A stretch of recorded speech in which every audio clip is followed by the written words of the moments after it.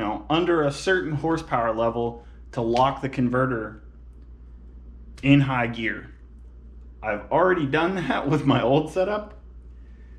And yeah, we'll take a look at the old one and see why that's a bad idea. This lockup clutch was rubbing the back housing all across this surface and inside here. Hey guys, welcome back to the Turbo V6 YouTube channel. In this episode, we're going to be going over some parts for the Firebird to finish the turbo kit up, and also something really awesome, super pumped about to put onto the truck. So stay tuned.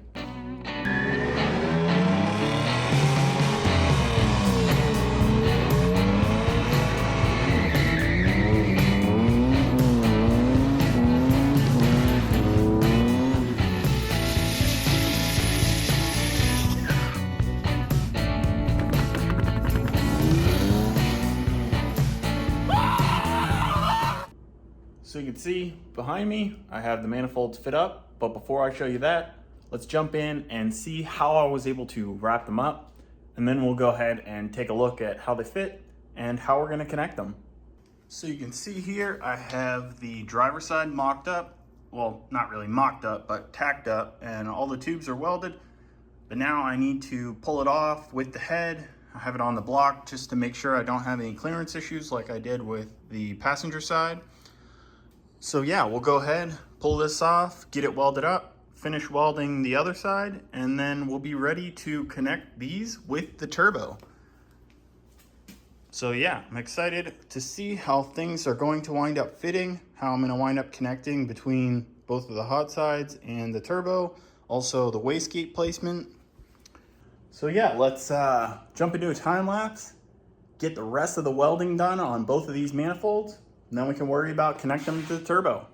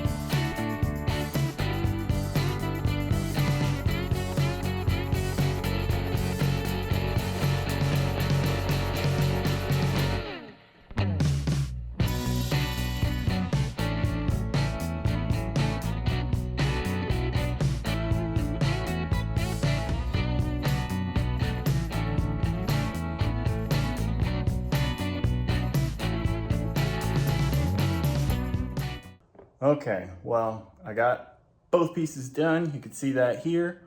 Take a little closer look in a second, but yeah, man, these were rough. My first time making manifolds, definitely not the easiest thing. I probably made it harder on myself because of the way I did the collectors. Probably should have stuck to my first idea for the collectors. But yeah, let's take a look at how they turned out. So some things I've learned while making these. Maybe it'll help you out. The key ingredient is good fit up. Now I knew that good fit up was really important, so I strived to get all of these joints extremely tight, and that helped significantly. Really, there was only maybe like one spot where I wasn't prepared, and I only tacked it on two sides, and it wound up opening a gap because of the way it warped. But yeah, put 3 tacks around each tube and have a nice tight fit, and everything went perfectly fine. The toughest part was when I got to these collectors. Now, I bought these collectors a while ago thinking, oh, I'm gonna save myself time by using these instead of making my own collectors out of tubes. What I had planned to do was design up a 3D printed template that I could slide over a piece of straight tubing and make my own kind of merge that would just go, you know, use sections of straight, notch them, and then I'd have to weld the seams. But I figured that would wind up being longer than these, which would be a negative compared to these because they're so short. But man, these were really hard to fit because they just did not fit very well. So some of the gaps were kind of big. Getting into, you know, these tight corners was extremely difficult. And yeah, they just didn't turn out the best looking.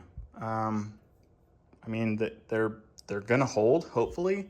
The true test as to whether or not these things hold up will be banging off the two-step, you know, pulling a bunch of time in, trying to build boost with that big turbo.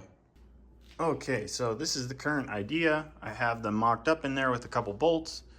Before I start getting to welding anything, I'll probably, you know, toss the gaskets in there and actually tighten them down. But currently, I have the turbo in there with the merge to go from 3 down to 2.5. I have the 2.5 inch 90 that I'm going to be using to make a turn. I'll probably, as straight as I can, go back to the passenger side. It's a fairly decent alignment. And then for the other side, I'm gonna have to use like a 90 or some kind of angle to come across.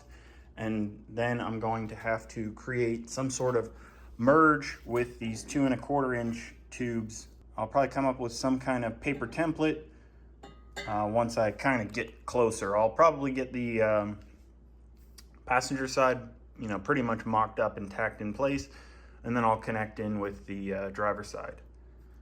I also have the 50mm wastegate, so I think the way that's going to be positioned with the Motion Raceworks, you know, a wastegate flange is somewhere around here. I'm pretty sure I'm going to put the wastegate dump back into the dump pipe. So the tape is having a hard time holding it up, but eventually I'll get this tacked together. It goes from a 3 inch to 4 inch dump, which is going to go out the hood. Sorry, but I'm going to wind up cutting a hole in this hood, even though it is in quite nice condition. So I'm going to hopefully be able to recirculate the wastegate dump into the downpipe or up pipe, whatever you want to call it, hood dump. And then pretty much I just have to avoid that area for the driver's side to come over and merge. So yeah, a lot of work left to do. I also think I have an idea for the intercooler I'm gonna run. Haven't found the exact one yet, but I have an idea. Currently gonna go with an air-to-air that basically sits flat underneath of all of the exhaust. And we'll see how that works. If it doesn't work, I also have thought about using an air-to-water. So I'm going to leave this area open enough so I can clock the turbo outlet, come straight over here, have an air-to-water intercooler over here. It can take up more room, and then I'll just have to run a water box to the, you know, lines with a water box and a pump to the trunk. The big part that I got for the truck, which probably going to be able to see from the thumbnail because of how terrible condition the old one was in. I picked up a new converter for the truck. I'm really hoping this thing will get me into the deeper into the 10s, but you know, we'll have to find out whenever I get it in and get it back to the track. So let's unbox this thing and see what it looks like.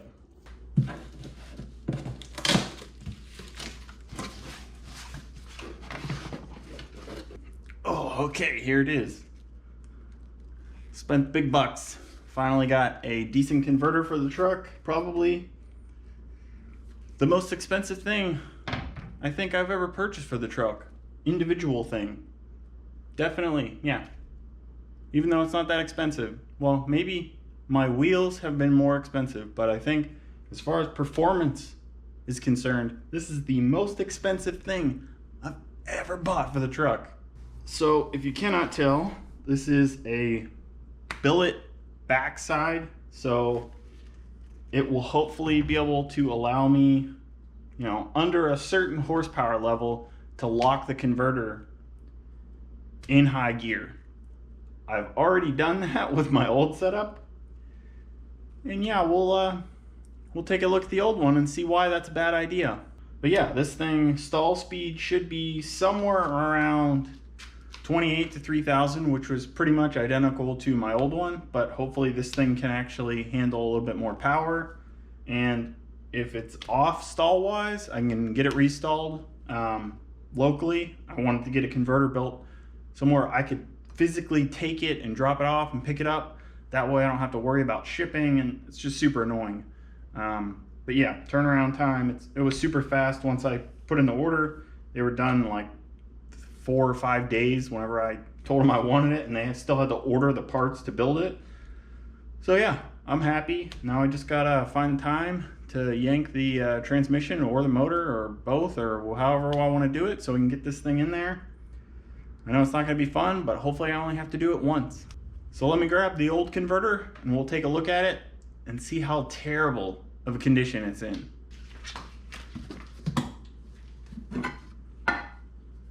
So I don't know if you'll be able to tell, but the snout of the converter is all types of beat up.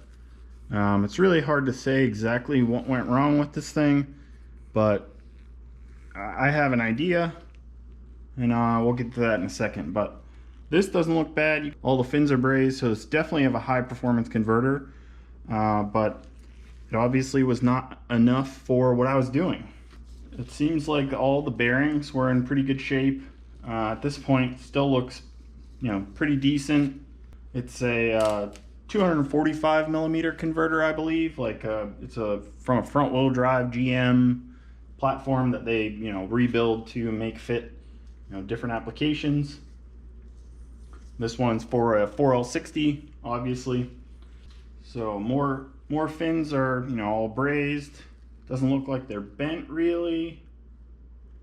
And again, I'm not making that much horsepower in the truck. It's a stock motor with valve springs. So I've put down 400 horsepower to the wheels, and I've run a little bit more boost at the track. Yeah, nothing too crazy. There's definitely some material in here.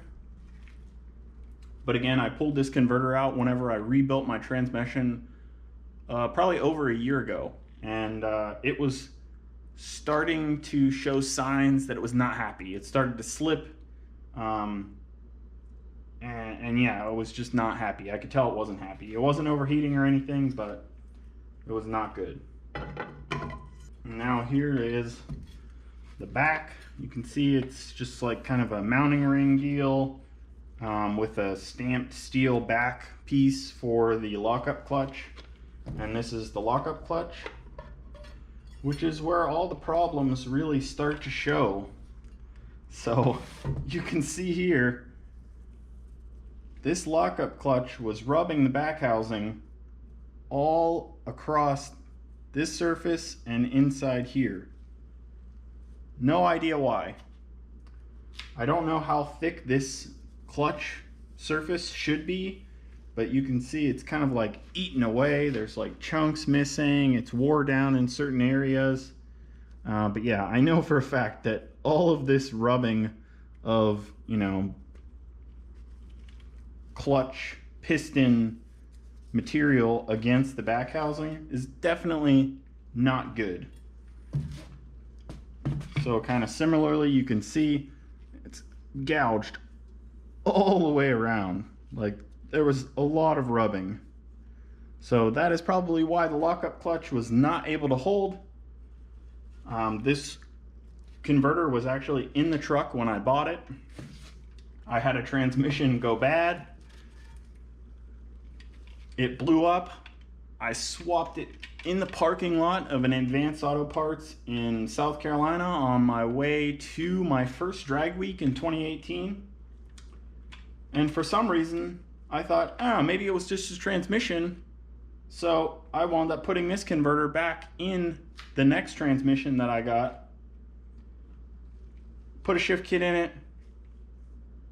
This thing ran low 11s in this condition. So Even bad parts or going bad parts still kind of work, I guess.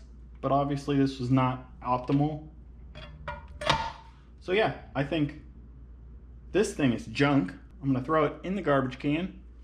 Even the converter that I have in the truck right now, which is an eBay unit, it's basically the same as this, only the stall speed is a little bit lower than what this was. This was pretty much a 2,800 to 3,000 RPM stall, even on the foot brake, which I'm hoping is what they were able to match with the new converter. They tore this and cut it open to try and match the clearances in this converter and the new converter, so I'm hoping it's pretty close. The one that I got off eBay was supposed to be a 2,800 stall converter, but again, it's, you know, potentially built for an LS, you know, NA motor type build, not a V6 turbo build with a foot brake. So it's it would only stall to like 24 to 2,500 RPM before it started to push through the brakes, even with a Hydro Boost setup. So yeah, that's pretty much my junk converter in a nutshell. All right, so I don't have a whole lot of time this week, so not much progress on the vehicles, but hopefully next week I'll really start to knock out this turbo kit, and then maybe the following week I'll be able to pull the transmission and get that new converter in the truck and take it for a spin and see how it does. But stay tuned, make sure to like, subscribe, so you don't miss any future episodes. And yeah, thanks for watching. We'll see you later.